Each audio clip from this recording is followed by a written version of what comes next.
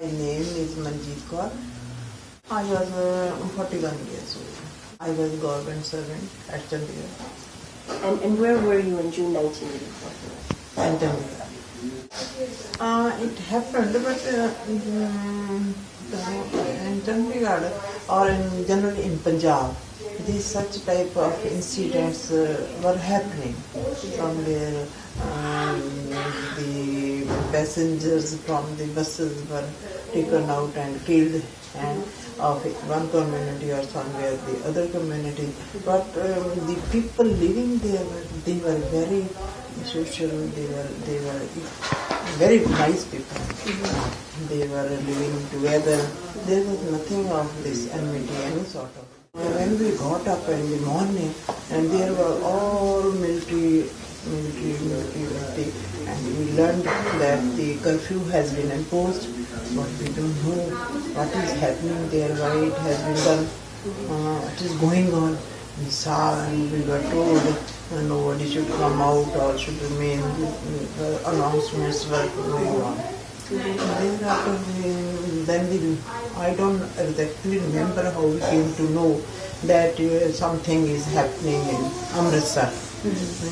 They are trying to evacuate the Golden Temple from the terrorists who was considered to be hiding out there and taking the weapons there.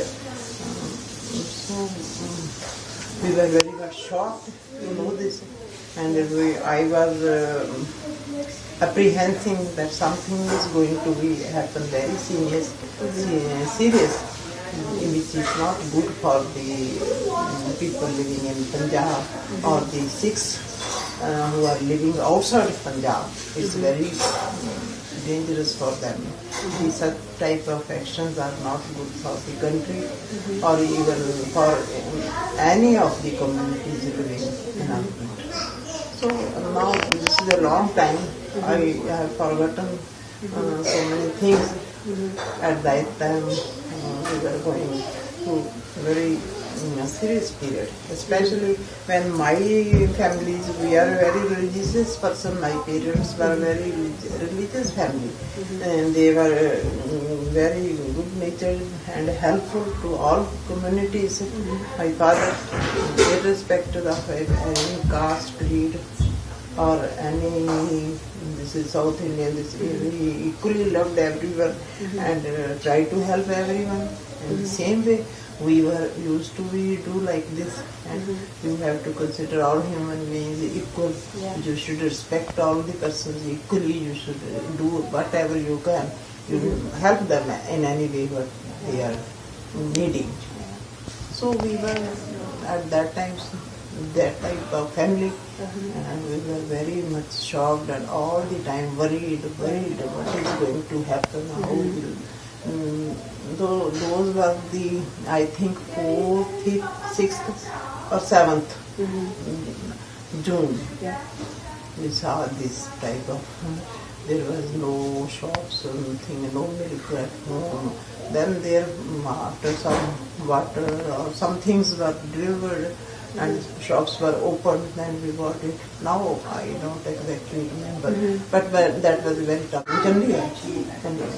And during this period, very bad things happened. Very, very bad things happened. I don't know what happened. It was very difficult to believe that who's doing this sort of things, actions. Why? What are they going to do it? But I think at that time I considered something treacherous was done to so that both the communities, mostly there are Sikhs and Hindus in Punjab. Some third thing agency was trying to make them fight with each other. So, but thank God this didn't happen. The people generally living in the cities, in the villages, everywhere in Punjab, they were very cooperative to each both. They didn't find. My husband's younger brother, who was in Delhi, Even my father-in-law and my mother-in-law, they were also in Delhi. I have all the relatives in Delhi, my parental relatives and my husband's family. Most of the family was in Delhi. And his younger brother who lived in Jamna Vihar, he was killed there. He along with the other Sikh gentleman who was living across his house. Both of them were burnt alive. That brother-in-law's family, he had 4 children and his wife. They were hiding out in some neighbor's house along with my brother-in-law. That family, it was again that were told them, those who have given shelter to the Sikh families, their houses will be burned, they will be killed too. Then that family got scared. And the family asked my brother-in-law to move out of their house, otherwise they will be killed. And then he has to move out. And he has no place where to go. In such a circumstance, all the crowds were coming there and they were looking for the Sikhs to be killed. And then there was another family living, Sikh family, they were both husband and wife. They were living on the ground floor and the upper floor was rented out to some Hindu family. And then my brother-in-law moved to his house with them, both husband and wife. And their tenant took them upstairs to give them, to hide them. I don't know who told them when the crowd came there. Somebody told them their 2 Sikhs are hiding out there. And the crowd went upstairs and brought them down, both them. And in the meantime, the crowd took the furniture of my brother-in-law's house into the ground in front of their house and that family's.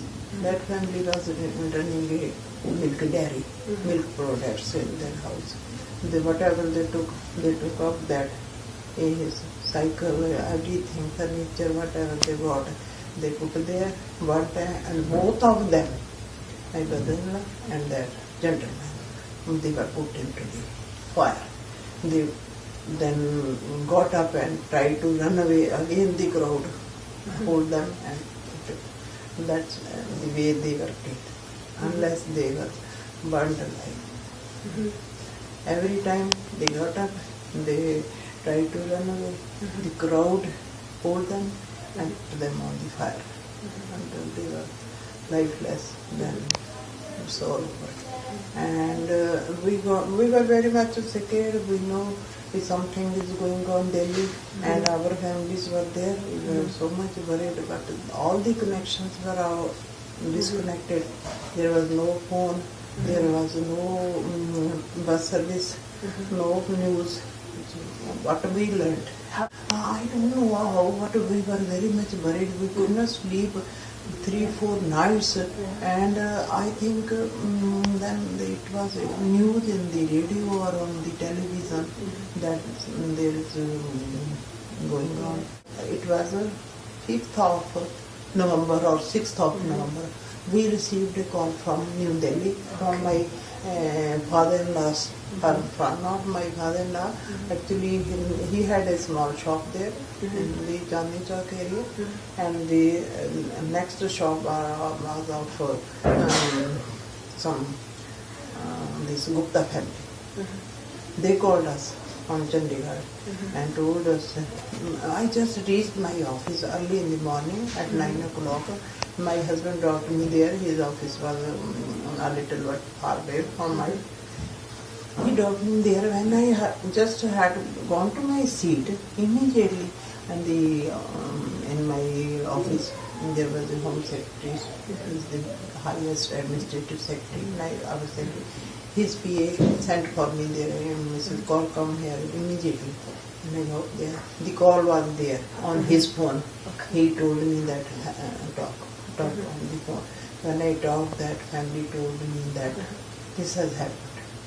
So He had to inform me. Then I told my husband. He also got the same message. In the meantime, after I received the message, that family called my husband there. And he was, we both of came home, and in my, I was just talking just now with my colleagues that I am very much worried. How should I know about my relatives or my families in Delhi? We were just talking, just at the same time the person called me there. I learned this bad news. And then my husband came here. His other two brothers were also in Chandigarh. We informed them. And my mother-in-law told us that no gents should come over to Delhi. They were so scared when his son was burned alive there. And he don't know nobody come here. But me and my another sister-in-law, his elder brother's wife, we both of them went to Delhi there. Delhi. In the evening we reached there, and when we went there, my brother-in-law's wife, his four children, and my mother-in-law, father-in-law, they were there, they were weeping. And why this has happened, that was very shocking and very grieving. I now remember that moments we could not talk. How we felt and how we tolerated it. It was a very difficult period for us, for our whole family, especially for my father-in-law and mother-in-law. They were in the evening of, they are very old, rather not, they are about 85 or, no, my father-in-law was about 90 and my mother-in-law was about 85 at that time. So anyhow, we kept on weeping the whole night, sitting there. And people, other were there so much scared, even they didn't move, they didn't want to move, and nobody came there. The next morning, when I got up, I asked my sister-in-law to leave it. You have to weep for the whole life, you will have to suffer for the whole life, you will have to tolerate it. There is no option. Get up and be ready. And I took her and we went to his house in Jamuna, Bihar. And when we went there, we saw all the house was broken, all the furniture was burnt, and all utensils, even the achar box, okay, that was also burnt. It was lying here, there, everything was. And the big almara, steel almara, that was also, what you say, broken with the heavy the material with this iron rods. They had taken out the things lying there. Not the clothes, clothes were scattered there. They may have gone for this jewelry or cash or something very precious. And when we saw before their house, the things were burnt, even the ashes of both the gents, they were removed. Nothing was there. We tried to get those bones and whatever, so that we could cremate according to our rituals, but nothing was there. And my father-in-law told us when we went there that when they were burnt, and day after the military came there, and they took my sister-in-law along with the 4 children to some shelter there.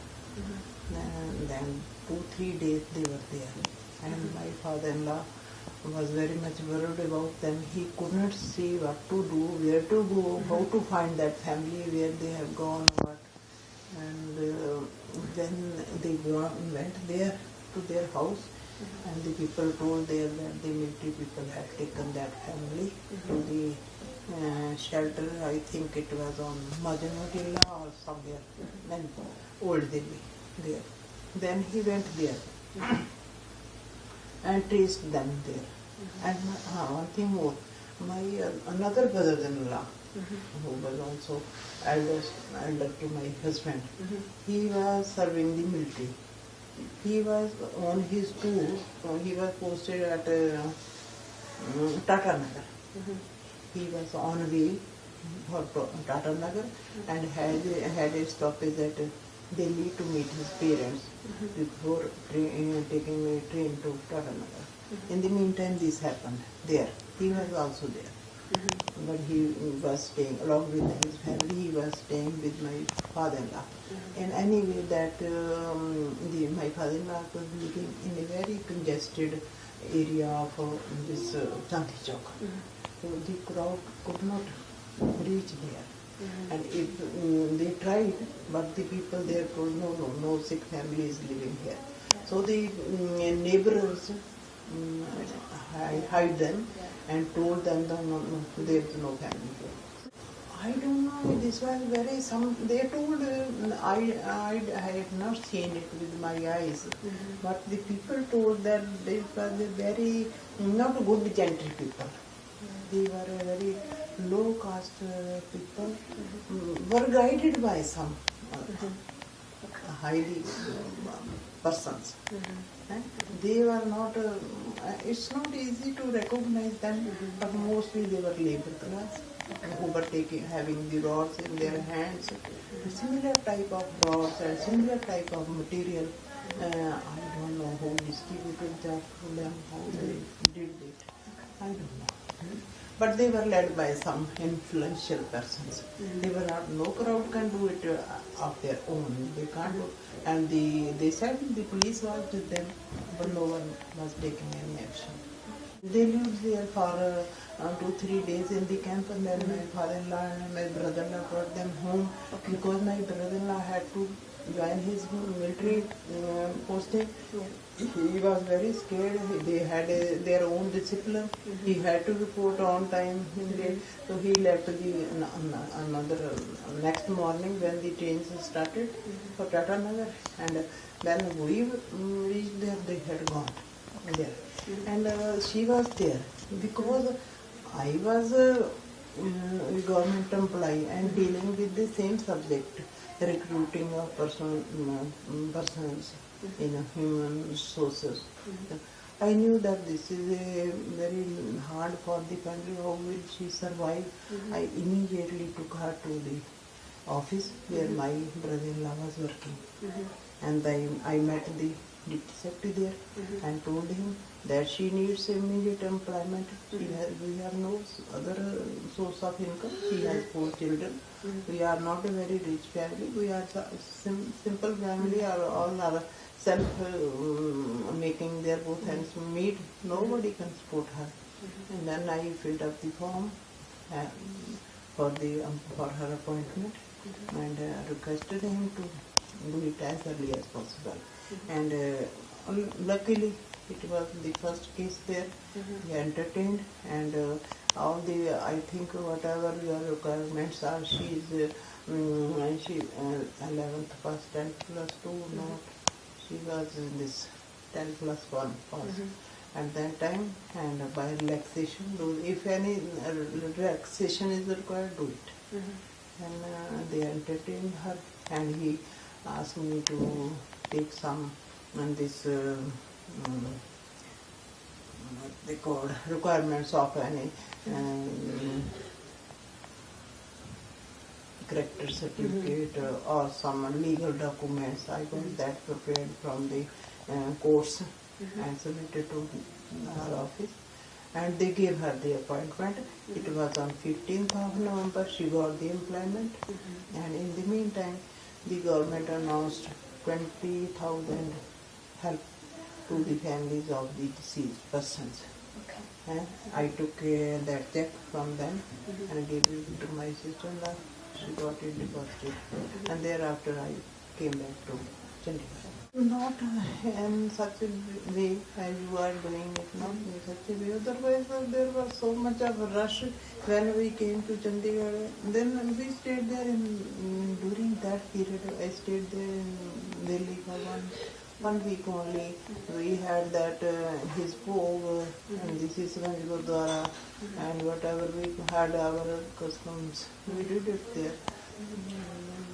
It was very shocking and very bad period for our family. Then we came back to Chandigarh and all our relatives from Punjab came to us for this. So all the other families, my own family, did not suffer this. They suffered losses. My uncle's factory was broken. All the item machines were taken away and they were destroyed, and they suffered losses, financial losses, but not their lives. The only one in our known families is one a family in Palam, and their son was dead.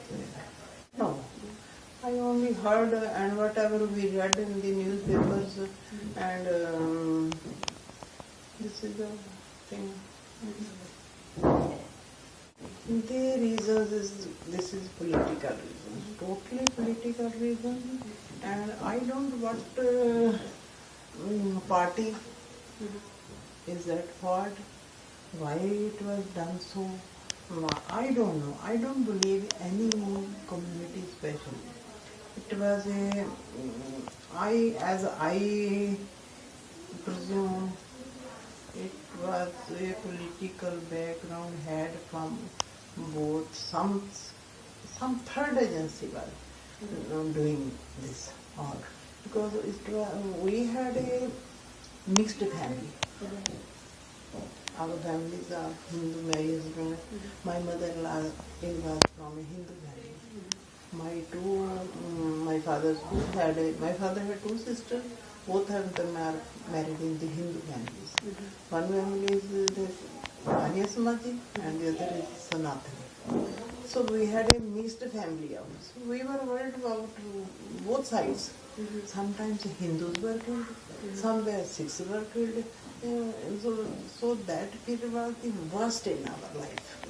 Whenever I remember, I was equally worried. When I read early in the morning, so many boys were taken out from the bus. They were lined up, especially one community, they were shoot out. They were killed there. One thing I remembered once, all the engineers, good, they were coming out from this, I don't remember the place. That's near Ropar. It's a good establishment, and all engineers were coming in one bus. The company had their own bus, and somewhere they were stopped and said all the Hindu persons come down and line up there, and they were shot there. They were very persons of our known families. Some of the boys' families were known to us. That was equally shocking to us. And I was at that time, I was so much worried that this type of action would have a severe reaction on the Sikh community. I don't know who is doing it or who has a hand in it. They are trying to make both communities enemies of each other, and they wanted to it should flare up. I don't know how it happened and who was the guiding principle of these things. So that was a very, very black period in our history. And still it's not so far, no justice being given to any family. We know we have suffered that. How my in-laws dared this, and especially when she had a small 4 children house and raised them. Anyhow, their fees were given, many concessions they were given, they been their children. Now they are all settled, but the man we have lost, he was the beautiful boy in our family, very handsome and very good, and especially because he was younger to my husband, and I had his special, and he had his special liking for me, and you are my bhabhi. So and so we lived together in Delhi because I was transferred after 3 years to Chandigarh. My husband was serving in the Punjab government. I was serving at Delhi when I was married. After 3 years, I got myself transferred to Chandigarh. Okay. For that 3 years, I spent with that my brother-in-law, and that was I liked him very much. He liked me very much. I had his letters are kept with me so far. So I missed him very much. I was very much pained to lose him. Our minds were so much polluted and they were disturbed. See, if something unnatural happens to your family, in your family, if you die a natural death, there's something else. If you die with stroke or your heart failure or your accident, you can bear that. There's no one. But especially the way he was killed, that was very unbearable. I still remember that incident.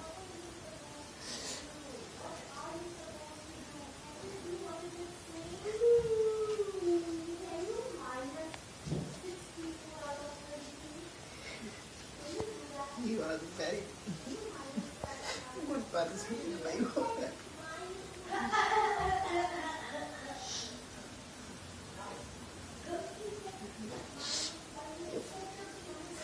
We could not do anything. He came to us, he came to Chandigarh, that I should move to Chandigarh. I was to some employment here. But my father-in-law said, no, there is no one else in Delhi to look after us. So he dropped the idea sometimes. Sometimes I feel if he had moved to Chandigarh, he could not have died in such a way.